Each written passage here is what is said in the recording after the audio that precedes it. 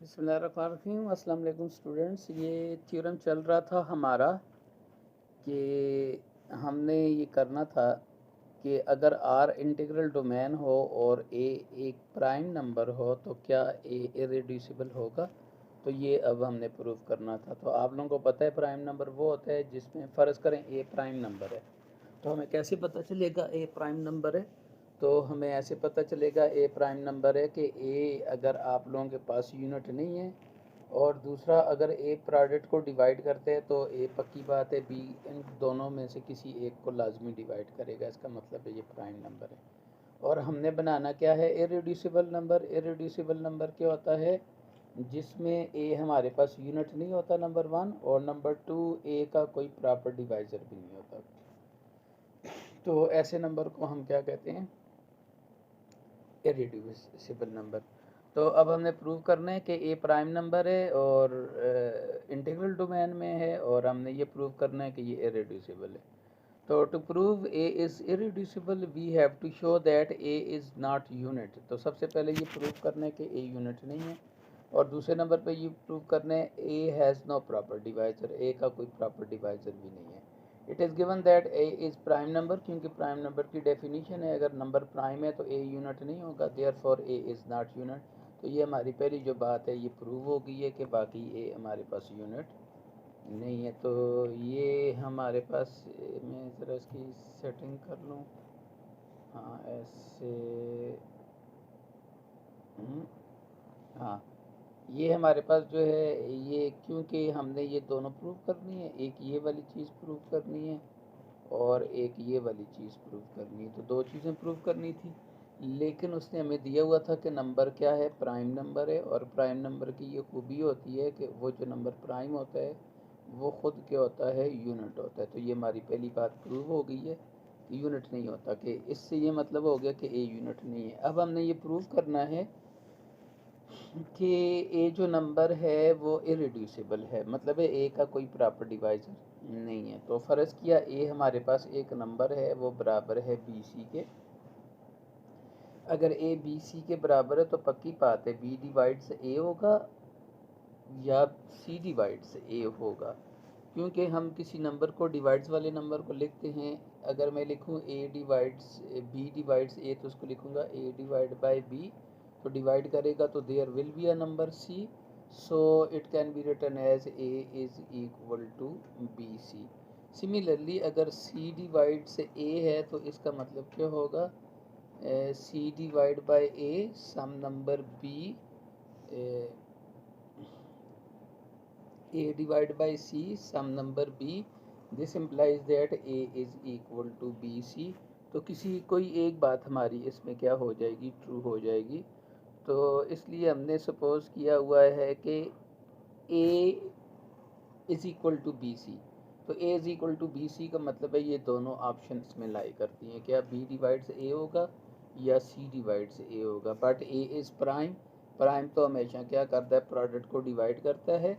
तो ये प्रोडक्ट को क्या कर रहा है, डिवाइड कर रहा है। तो अगर ये प्रोडक्ट को डिवाइड कर रहा है तो ज़ाहिर है B A divides B C, but according to definition of prime A divides B और ए डिवाइड्स सी। अब यहाँ पे देखें,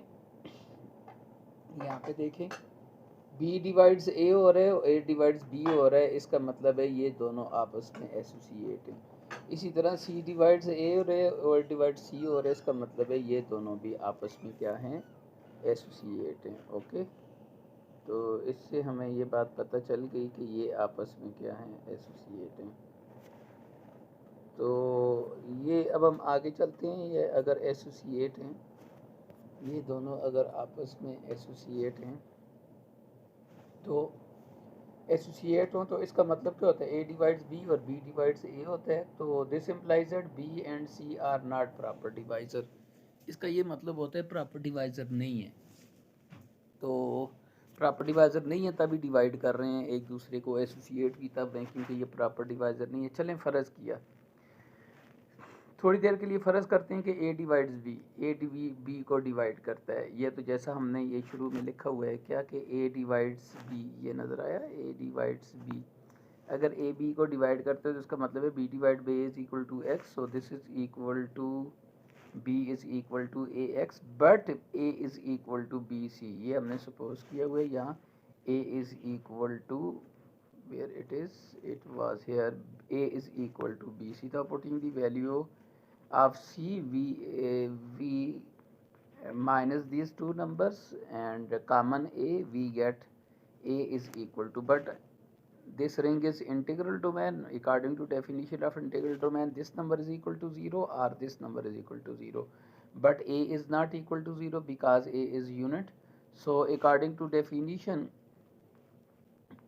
of integral domain, this number is equal to 0. If this number is equal to 0, this means xc is equal to 1, but this is definition of a unit. This implies that c is a unit.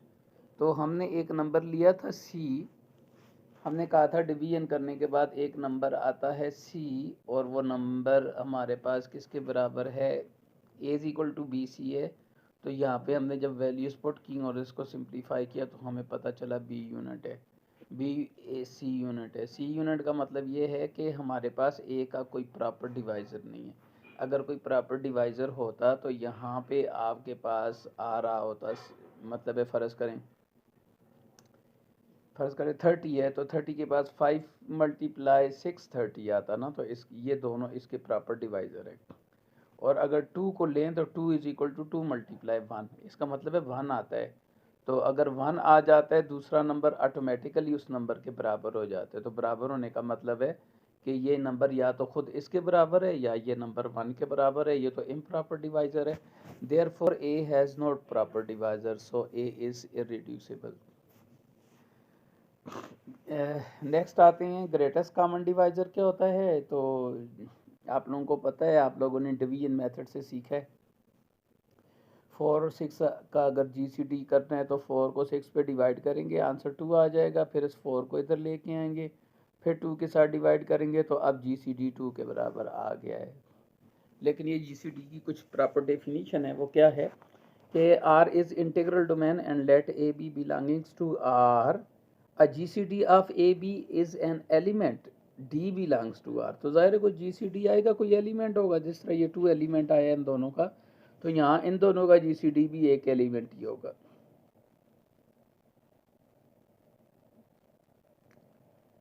लेकिन ये property hold करे, कौन सी property, ये जो D आया है वो क्या करे, A को भी डिवाइड करे, B को भी डिवाइड करे, और वहाँ पे एक और इसका डिवाइज़र हो, कॉमन डिवाइज़र हो। जिस तरह बी डिवाइज़र है उसी तरह ई भी एक और डिवाइज़र इस तरह का हो। तो वो क्या करे, ई भी इन दोनों को डिवाइड करे और साथ आके डी को भी डिवाइड करे। अगर ये प्रॉपर्टीज़ होल्ड करती हैं तो हम कहते हैं ये GCD है। तो ये एग्जांपल किए मैंने कि 4 और 6 का GCD 2 के बराबर है। ए को मैंने 4 लिया है, बी को मैंने 6 लिया है, और डी को मैंने 2 लिया है क्योंकि आई 2 है डी, और ई को मैंने 1 लिया। तो मैंने देखा 2 divides 4, 2 divides 6 and 1 divides 4, 1 divided by 6, also 1 divides 2। तो so this is our GCD। तो ज़रूरी नहीं है हर नंबर का GCD एग्जिस्ट करे, ज़रूरी नहीं है कि हर नंबर का GCD एग्जिस्ट करे। पॉसिबल है क्या हर नंबर का GCD एग्जिस्ट कर सकता है? नो। क्यों? बिकॉज मैंने नंबर लिया a is equal to 6, b is equal to a plus 2 under root minus 5, and then 2 divides a and 2 divides b. Clearly 2 divides a, 2 divides 6 divided by 2, and this number divided by 2, it also divides 2. So 2 is divisor of a and b, and also we note that 1 plus root 5 divides a. According to definition you can see that this divides a, and also this number divides. So b, a and b has 2 divisors, these are common divisors. Now according to definition of GCD, if d divides, if suppose this number is d, if d divides a and d divides b and c, e divides a and e divides b, so E divides D. So let us check, is E divides D? So according to definition, if divides this is equal to this number, after calculation, after simplifying, we get 1 minus 2x 2y minus 1 is equal to root 5, which is not possible because this is a rational number, this is a complex number. These two number cannot be equal. Therefore, it is not possible to divide 1 plus root 5. Therefore, the GCD of A and B does not exist. Okay. Now we are going to our next topic. Next topic is PID, principal ideal domains. Why domains? Because in this topic the ring always considered as integral domain, therefore it is, and the ring, the ideals in such ring are principal ideals, and therefore the topic is principal ideal domain. So an integral domain R is called PID if every ideal of R is principal. If it is PID,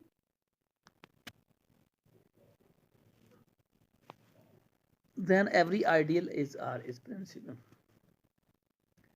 We know that about set Z, every ideal of Z is principal ideal. Kx is also a principal ideal. Every ideal of this is also principal ideal because Yk is field and field has only two ideals. Similarly, principal ideals, and this means the ideal generated by 0 and generated by 1, these two are the principal ideal which are generated by a single element. K is field, Zi is PID, but Zx is not PID. Why? Because I is equal to 2x. This is an ideal generated by two elements, so it is not generated by single element. Therefore, Zx is PID. Other all elements, if we take two elements, then their GCD is equal to a single element, and its GCD is not equal to a single element. It means GCD of this number does not exist. Therefore, this ideal is not a principal ideal. Now, property of PIDs. Number 1, if R is PID, AB belongs to N, then A and B have a GCD. So, for example, Z is equal to our this set, and 4 generate, this is our one ideal, and 6 generate is, this is our two ideal. Now what would be 4 and 6? So add these number 1 0 is add with 0, and 0 with 6, 0 with 12, 0 with 18. Similarly, 4 is added with this number, 4 with this, 4 with this, 4 with this, 8 with this, 8 with this, and we continuously adding these number. At the end, we see that the ideal generated by 4 6 is equal to ideal generated by 2. दरवाजा बंद करो ना, जरा मैं थोड़े से बंटे खेल रहा हूँ, तैयार हो जा रहा हूँ। हाँ जाओ बंटे खेलो। बाबा बस मैं सबक पढ़ रहा हूँ, ठीक है। बंटे ओके ओके। आप 70 घंटे तक शुरू करने हैं आपको।